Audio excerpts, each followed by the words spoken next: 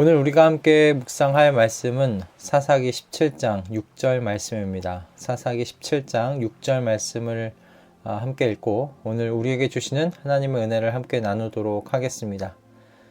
그때에는 이스라엘의 왕이 없었으므로 사람들은 저마다 자기의 뜻에 맞는 대로 하였다. 아멘. 사사기는 그때 이스라엘의 왕이 없었으므로 사람들은 저마다 자기의 뜻에 맞는 대로 하였다라는 이 말씀으로 마무리되지요. 이 말을 사사기 17장에 국한하여 읽으면 무슨 큰 문제가 있나 싶을 수도 있습니다. 사사기 17장에서 일어나는 일은 한 가정 안에서 일어나는 어찌 보면 그냥 넘어가기 쉬운 이야기로 보이기도 하기 때문입니다.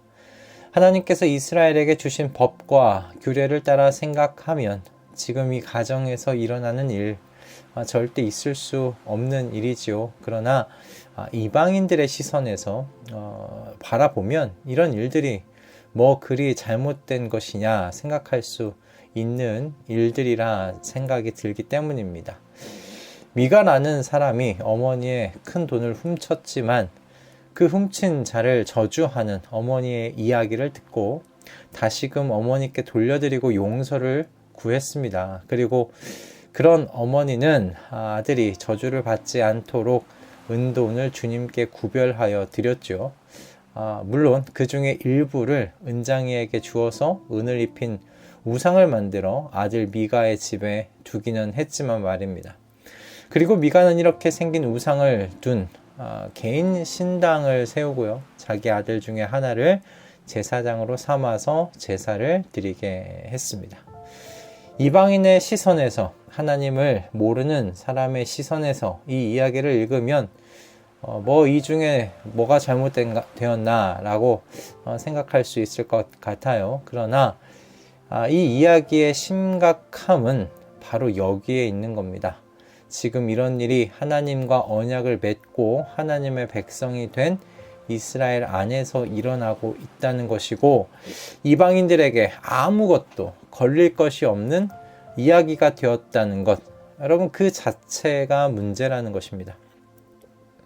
하나님 없이 사는 사람들에게 그 어떤 의문점도 생기게 하지 못하는 바로 이 이야기가 문제라는 것이지요.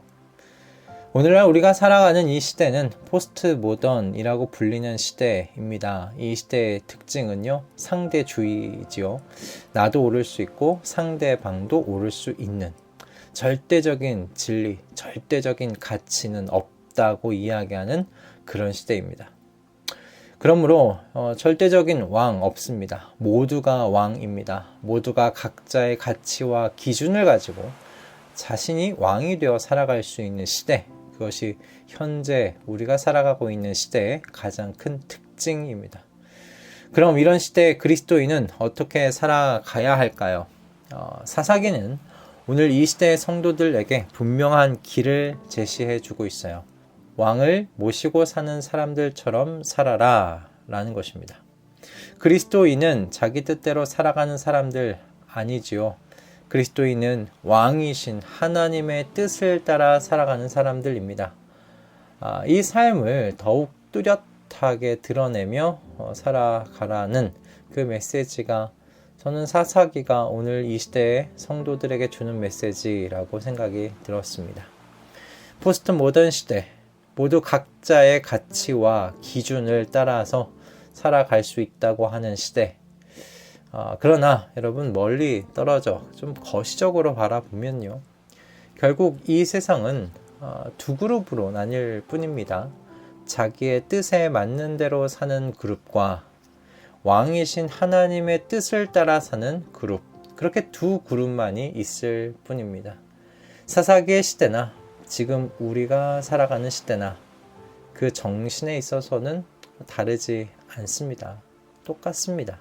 먹고 사는 외관의 모습만 달라졌을 뿐입니다.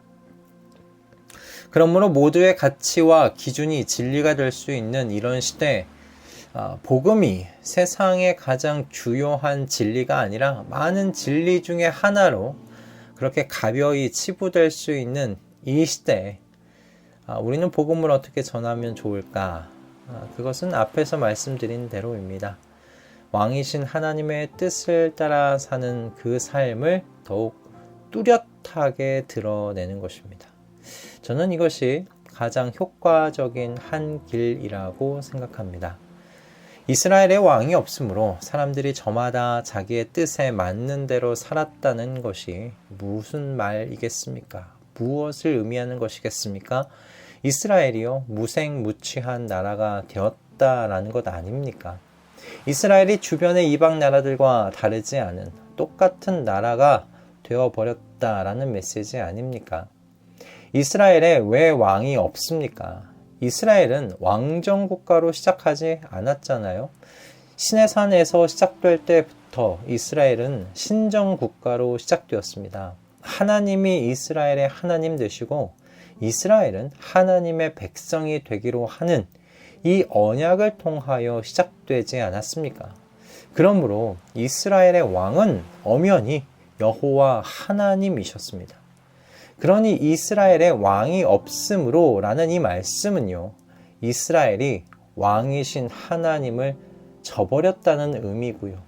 각자 스스로 왕이 되어 살아가기 시작했다는 쿠데타, 반역이 일어났다라는 그런 메시지이죠. 하나님의 아들이신 예수께서 이 땅에 오셔서 가르치신 메시지는 여러분 사랑이 아닙니다. 예수님께서 가르치신 메시지는요, 하나님의 나라가 임했다는 것이었습니다. 하나님의 나라의 여러분 핵심은 왕권입니다. 하나님의 나라는 민주주의 아닙니다. 하나님의 나라는 하나님이 왕이신 나라입니다. 그러므로 성도는 하나님을 왕으로 모시고 자기의 뜻이 아니라 왕의 뜻이 실천되고 실현되는 그 나라를 세우고 살아가는 사람들, 여러분 그들이 성도입니다. 그래서 성도는 자기의 뜻에 맞는 대로 사는 그 사람들이 넘쳐나는 이 시대에 왕이신 하나님의 뜻대로 살아가는 이 삶을 보여줘야 하는 의무와 책임이 있다라고 생각이 들어요. 하나님 나라의 법과 규례를 따라 사는 바로 그 다름을 보여주는 것, 이것이 성도의 책임이고 의무이지요. 저희가 얼마나 주기도문을 자주 읊조렸습니까? 작은 소모임을 마칠 때마다 주기도문으로 마무리할 때 많지 않았습니까? 예수님께서 가르치신 주기도문에 어떤 기도의 내용이 들어가 있어요? 뜻이 하늘에서 이루어진 것 같이 땅에서도 이루어지리이다. 아멘. 하나님의 뜻이 저절로 땅에 이루어지지 않습니다. 하나님께서 그렇게 일하지 않으세요. 하나님의 백성, 성도를 통하여 이 땅에 하나님의 뜻이 이루어지기를 하나님이 바라고 계십니다. 여러분, 저희가 모시고 사는 왕, 여호와 하나님의 뜻이 이 땅에 이루어지기를 간절하게 여러분 바라십니까? 여러분 그렇다면 말씀에서 멀어지지 마시기 바랍니다. 사사기의 슬픔은요, 하나님의 말씀의 가르침이 점점 사라져 갔다는 데 있었습니다. 드보라 이후에 일어나는 사사들을 여러분 보세요. 아니, 여러분 삼손만 보세요. 하나님의 말씀이 이스라엘에게 이 사사 삼손을 통하여 가르쳐졌습니까? 선포되었습니까? 아니잖아요.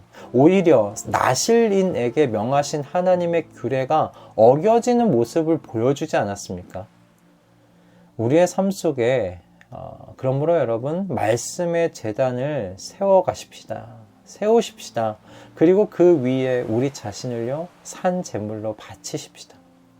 그래서 저희의 삶이 하나님께서 기뻐 받으시는 향기가 되는 그 삶을 이 아침에 결단하며 기도하는 저희 모두가 되기를 주님의 이름으로 축복합니다. 할렐루야. 기도하겠습니다.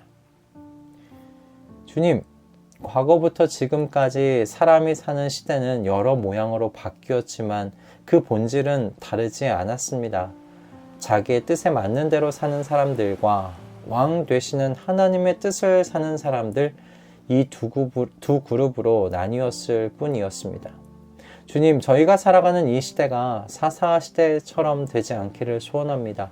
하나님의 백성들이 그 맛을 잃고 세상과 똑같이 자기의 뜻에 맞는 대로 살아가게 되지 않기를 기도합니다. 주님, 그 선봉에 우리 가족들이 서겠습니다. 우리 수서 동행교회가 서기를 소원합니다.